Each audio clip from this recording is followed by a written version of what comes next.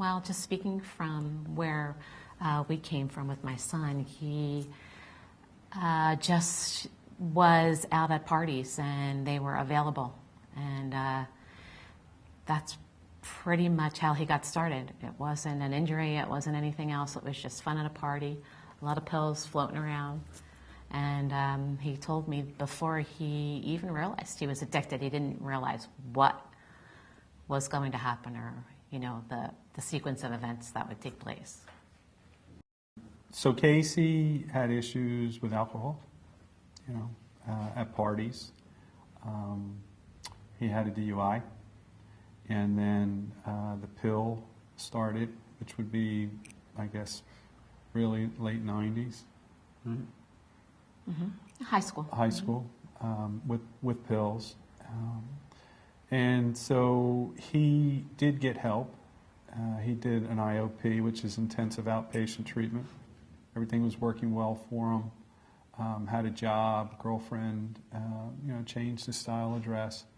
And then he began what we call a downward spiral. Lost his girlfriend, lost his job.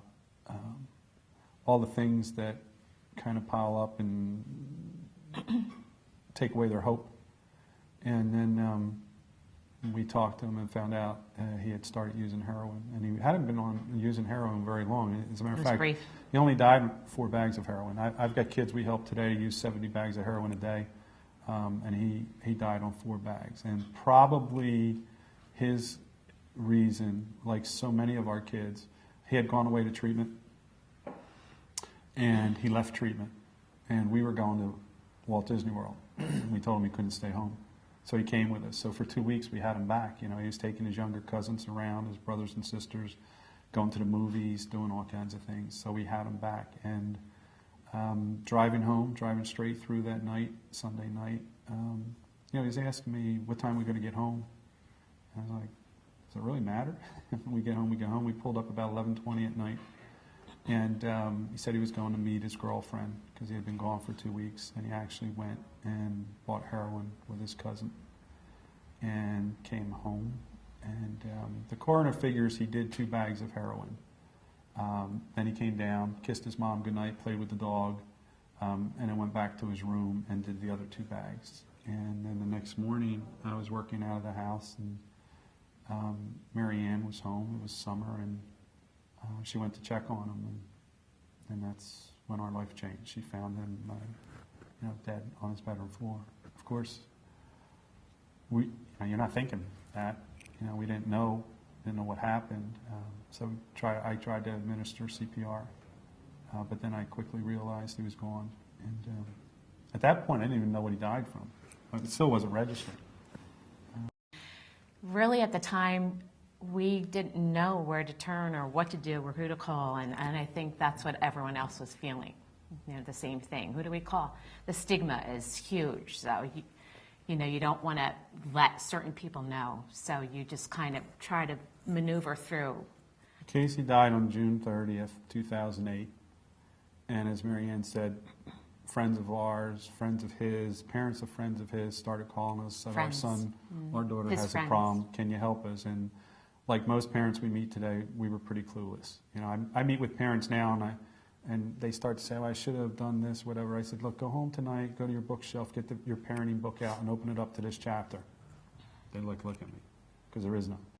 You know, if Johnny wins all-county wrestling, everybody on the block knows. But if Janie has a drug or alcohol problem, we put our head down, we don't say anything. Mm-hmm. So it's happening all around you. You just don't see it until it hits. I think we need to educate the parents as well, because I don't think they realize how young these kids are getting involved in that kind of stuff. So 12 or 13 on heroin, not on alcohol, pot, right on heroin. I remember the day in July when I was standing at my son's viewing, and we were supposed to be there from 2 to 7, I think, and at 1:30 we were in the parking lot. They said, you got to get in here, there's people in line. And 9 o'clock at night, I look over at MaryAnn. She was in her floral print dress. Her shoes were off at that point. She had never moved, never went to the bathroom, never gone to get a drink of water. And I kind of looked over at my son, and I guess in a naive kind of way, I thought, got to do something so that other parents aren't going to be standing where we are. And I say naive because, you know, when I give my talks, one of the things that goes in my pocket are these. You know, this isn't a deck of cards. These are just some of the funerals and services that I've been at. There's peace in our house, but it was at great sacrifice. We help people every day that there's no peace in their house. This disease takes no prisoners. It just wants to take everything. It wants to take your relationship. It wants to take your relationship with your children. It wants to take the brothers and sisters' relationship from their addicts. And then once it takes your child, you know, their pain dies with them, but the pain that's left behind is not something. I tell people, you want to know me because of all I've learned.